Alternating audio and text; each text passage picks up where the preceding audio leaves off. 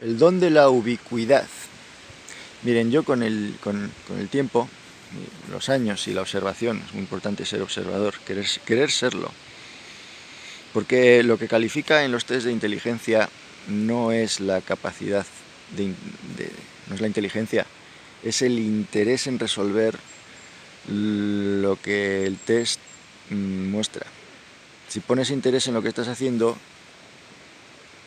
vas a revelar un mayor coeficiente. Pero no es porque tu coeficiente sea mayor, sino porque tú has puesto más interés, más esfuerzo en resolver esa serie de...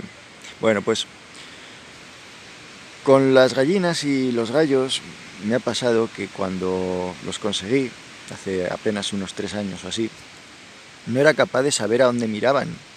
Tú veías el ojo y era como una cosa estática, así que mira como para todos los lados al mismo tiempo. Pues 3 años después, yo miro el ojo de mis aves y sé lo que ellos están mirando, sé hacia dónde miran, como si fueran humanos, que cuando miras su ojo sabes a dónde está mirando.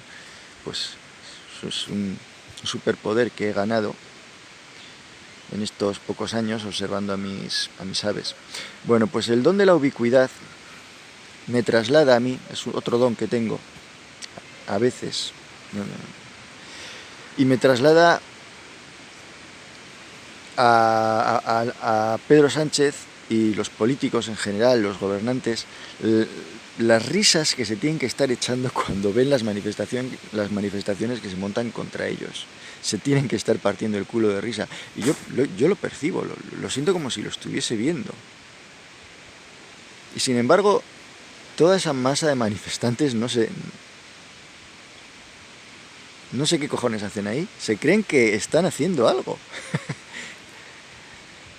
Y eso me hace a mí mucho pensar en el apocalipsis zombie, ¿no? Porque se nos intenta meter en la cabeza pues ideas que si tierra plana, ahora que si tierra con forma de donut, la tierra toroidal que la llaman, que si los marcianos llegan, que si...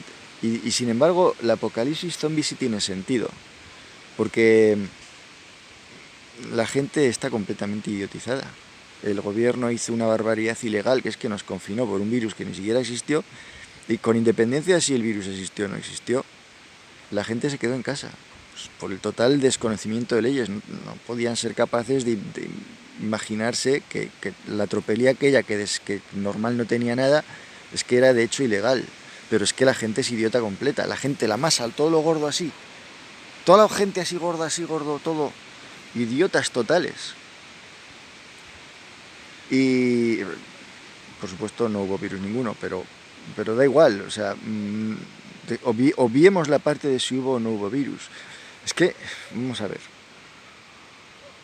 el virus de la gripe, pero si el virus de la gripe es que el virus de la gripe cambia sus proteínas externas, entonces el cuerpo humano no lo reconoce y se infecta por primera vez de una cepa nueva porque nunca ha visto esa proteína, porque es una proteína nueva que no ha existido en el mundo. Y entonces resulta que la pregunta es, si eso no ha existido en el mundo, ese caparazón proteínico, ¿cómo es cojones es posible que toda la gente vaya a vacunarse de la gripe estacionaria y que efectivamente tengan una vacuna si resulta que no ha existido? ¿Cómo pueden tener samples de ese virus si ese virus no ha existido hasta ahora? O sea, la respuesta es bien sencilla. Nos están tomando el pelo, no tienen la vacuna, nos están metiendo un placebo y la gente se lo chuta y ellos lo cobran porque lo paga el Estado con el dinero de la gente. Es el terrible drama del engaño socialista, ¿no? Que es que pagamos cosas que no pedimos y para que encima se la meta luego un tonto.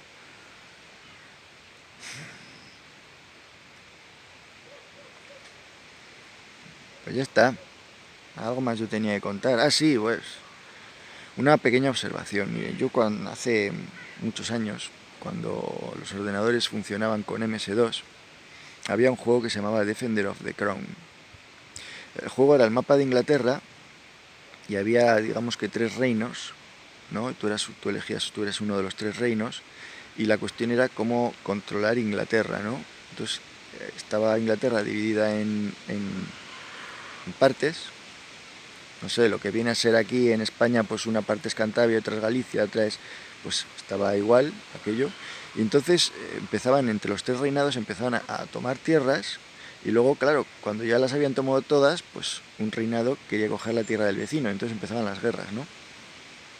Y jugando a aquello me di cuenta de cómo se podía ganar aquel juego más o menos siempre. Y el juego, para ganarlo, lo que hacías era tú tomabas las tierras y luego, con el dinero de los contribuyentes, empezabas a montar fortalezas y comprar soldados y los ponías en las tierras que hacían de frontera con los enemigos, ¿no? Con los potenciales enemigos, ¿no? Y hasta ahí todo normal. Pero luego cuando empezaban las invasiones, tú no te metías con nadie y dejabas que ellos hicieran la guerra entre ellos, que las otras dos facciones hicieran guerra entre ellos. Entonces, ¿qué pasa? Que todo lo que ellos ganaban robando a sus ciudadanos, lo consumían en la guerra para, para vencerse entre ellos, entre sus rencillas y tal. Entonces, ¿qué tenías? Pues tenías que ellos no tenían recursos y tú estabas listo para invadirles cuando quisieras, porque tú no te habías metido en fangales y habías estado esperando a que ellos se debilitasen en la guerra entre ellos. Tú solo esperabas a que ellos se pudriesen entre ellos dos.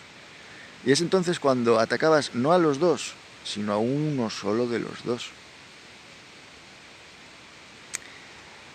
De tal manera que el otro le atacaba también porque estaba débil y tú le atacabas porque está débil, pero además tú estás fuerte porque no has consumido tus recursos.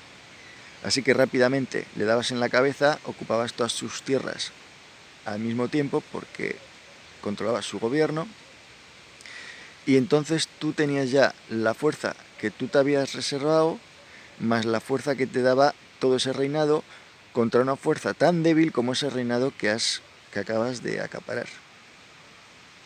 Así que recogías los impuestos 2 veces o 3 veces más y le atacabas al otro a la cabeza en 2 golpes. Y ya está, y ganabas el juego. Entonces, de ahí sales observando que para dominar globalmente lo único que tienes que hacer es que los otros se maten entre ellos. Después les atacas tú, pero cuando están débiles. Es un poquito lo que nos están haciendo en España, ¿no? Están debilitándonos y cuando estemos débiles va a venir el mazazo. Va a venir el mazazo. Así que preparaos porque lo que hay en España es muy serio y conviene salir corriendo. Pero vamos a la observación que hice. La observación que hice es que aquellos cachos, aquellos, no sé cómo decir, lo que aquí en España viene a ser Galicia, País Vasco, Cantabria, patatín, patatán, Extremadura, ahí pues también estaban las zonas, iba por zonas, ¿no? Entonces cuando tú invadías una zona, no invadías un trozo de una zona, la zona pasaba a ser entera a tu control. Y dices, ¿esto cómo se hace? ¿Esto cómo es posible? Bueno, pues esto es posible porque cuando tú gobiernas una zona, tú no administras militarmente la zona, tú lo que administras militarmente es su frontera, sus límites. ¿De acuerdo? Eso es lo que administras militarmente. Y a la población, ¿en qué le influye que les gobiernes tú o que les gobierne el enemigo que acabas de eliminar? ¿Eso en qué les influye? Pues normalmente nada, porque y aquí está la gracia del asunto. La población ni pincha ni corta. La población no se rebela, la población, no importa lo que opine la población. La población es parasitada por el gobierno y no resulta ningún impedimento, ningún inconveniente al gobierno. La población no tiene la capacidad de formar oposición al gobierno. Siempre son sus esclavos. Y al gobierno no les preocupa. El gobierno se ocupa de poner límites fronterizos contra el enemigo. Porque el enemigo es como él, es otro gobierno, otro parásito de su población. El gobernante no está preocupado por la masa civil. No va a encontrar oposición en la masa civil. La masa civil está desarmada, no tiene... Lo que le preocupa al gobierno solo es el enemigo de otro gobierno. Es decir, ese empresario, como el gobierno local, que es el mismo tipo de empresario en el gobierno externo y que tiene, por lo tanto, la capacidad de atacar a este gobierno, porque jamás los civiles son un problema o un inconveniente los civiles solo están para ser parasitados, para ordeñarles. Los civiles no son más que ganado. Los puedes tratar como quieras.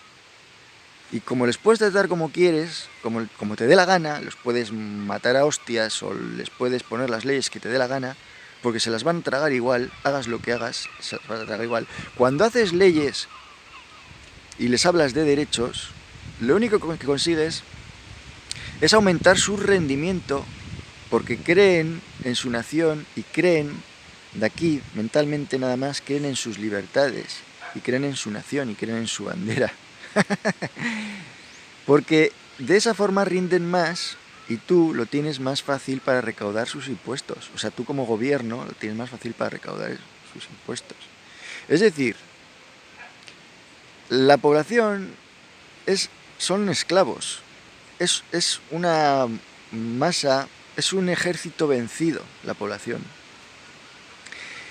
Entonces yo me muero de risa cuando veo que la población levanta la bandera de España. Porque España en ningún momento significa su libertad o sus derechos.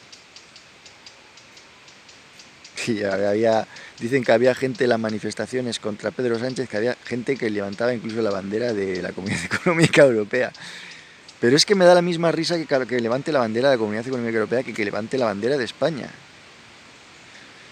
Es decir, oye, que yo soy español. Yo me siento orgulloso de mi identidad, pero no de mi nación, no de mi gobierno. El gobierno es el enemigo y la bandera nacional siempre será la enemiga. Tu identidad es España, pero no su bandera. La bandera no representa más que a su gobierno, al gobierno de la nación que te parasita y que te esclaviza. Y ya está. Este es el vídeo que tengo para hoy.